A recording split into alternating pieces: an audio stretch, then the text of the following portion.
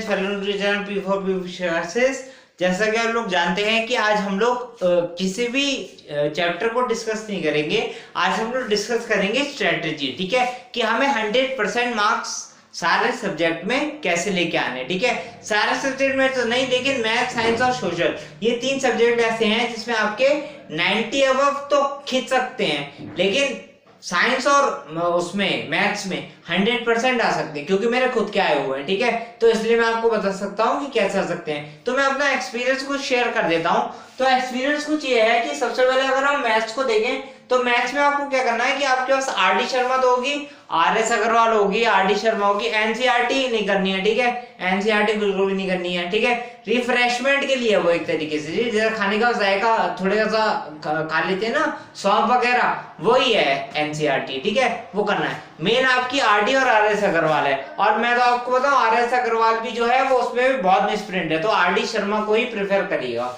ठीक है, तो उसके पहले तो आपको चैप्टर्स के सारे रिविजन करने हैं। ठीक है, रिविजन करने के बाद क्या करना है, जाओ के सारे चैप्टर के रिविजन हो गए, उसके बाद आपको क्या करना है, इंटरनेट पे जाना है। इंटरनेट पे जाना है, सारे चैप्टर के कम से कम 10 क्वेश्चन, ठीक है, बस 10 ही क्वेश्चन बोल रहा हूं आपको, 10 क्वेश्चन आपको ले लेने हैं। ठीक है, 6 नंबर के, मतलब जो मैक्सिमम मार्क्स के नंबर आते हैं। ठीक है, जो मैक्सिमम मतलब आपके में 4 के हो, 5 के हो, 6 के, जो भी के भी हो। ठीक है, तो 10 क्वेश्चन ले लेने हैं, 10 क्वेश्चन ले लेने हैं और उन 10 क्वेश्चन को सॉल्व करना है अच्छी तरीके से। ठीक है, 2 चीजें तो हो गई। तीसरी चीज आपकी जो आती है वो आती है सैंपल पेपर्स।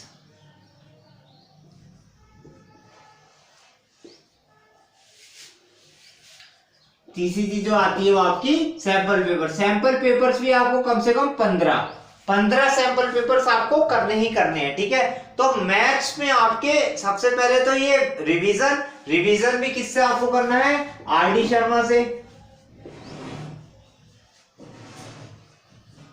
ठीक है, उसके बाद इंटरनेट, उसके बाद सैंपल पेपर। ये 3 चीजें अगर आप कर लेते हैं तो आपके 100 में से 100 नंबर तो कहीं ना कहीं से कहीं नहीं है किसी भी हाल में। ठीक है, मैं अपना एक्सपीरियंस बताऊं तो मेरे 85% मतलब 85 नंबर मुझे पता था कि अगर आप जितने ज्यादा क्वेश्चन करेंगे तो आपको पता चल जाएगा कि हाँ आंसर यही है। ठीक है, तो मुझे पता था कि 85 के आंसर्स यही है। ठीक है, बच क्या रहे थे 25 नंबर।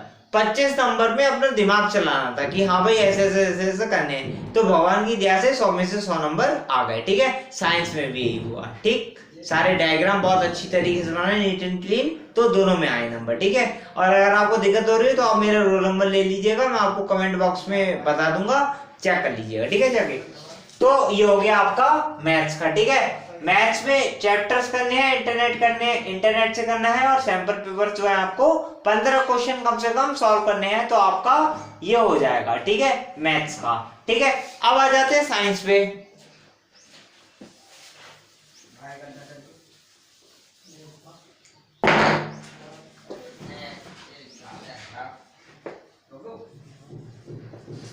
साइंस में भी मोस्ट इंपॉर्टेंट आती है आपकी फिजिक्स, फिर आती है केमिस्ट्री, और लास्ट में आती है बायो। इसमें भी आपको वही काम करना है जो आपको मैथ्स में करना था। ठीक है, क्या काम करना है, सबसे पहले तो आपको बुक से भी रिवीजन करना है, दूसरी बात इंटरनेट से रिवीजन करना है। ठीक है, 10 क्वेश्चन कम से कम ले लेने हैं सबके। तीसरी बात आपको सैंपल पेपर करना है। ठीक है, ये 3 का आपको कर देने तो आपका साइंस भी कंप्लीट हो जाएगा। ठीक है, बुक कौन सी, एस्ट्रॉन, इसके अलावा और कोई नहीं। ठीक है, और सैंपल पेपर आप चाहे 100% सक्सेस के लिए, चाहे एवरग्रीन के लिए, वो आपकी मर्जी है। ठीक है, वो आप किसी के भी ले सकते हैं। तो फिजिक्स, केमिस्ट्री, बायोलॉजी में, और बायोलॉजी में मोस्ट इंपॉर्टेंट राइटिंग पोर्शन नहीं है, मोस्ट इंपॉर्टेंट जो है वो है डायग्राम। ठीक है, आपको सारे डायग्राम जो है वो अच्छी तरीके से याद होने चाहिए, जैसे सेल्स के हो गए, ठीक है, न्यूक्लियस के हो गए, एनिमल सेल और प्लांट सेल में डिफरेंशिएट हो गया, ये सब हो गया, टिश्यू क्या हो गए, सेल्स, टिश्यू, ऑर्गन सिस्टम, इस तरीके से बॉडी बनती है। तो ये सब चीजें आपको पता होनी चाहिए। ठीक है, ये हो गया आपका साइंस का, मैथ, साइंस और अब आ जाते हैं सोशल्स पे, ठीक है। सोशल्स पे आ जाते हैं, तो सोशल्स में क्या करना है आपको। सोशल में तो खैर कुछ इतना खासा करना नहीं है, लेकिन हाँ इंपॉर्टेंट तो है। खैर सोशल्स में आपको क्या करना है, सोशल्स में आपको सबसे पहले ये करना है कि कुंदरन बाबा अगर आपके पास नहीं है तो खरीद लीजिए। दूसरी बात आपको एनसीईआरटी, ठीक है, ये आपको करनी है। तीसरी बात सैंपल पेपर्स,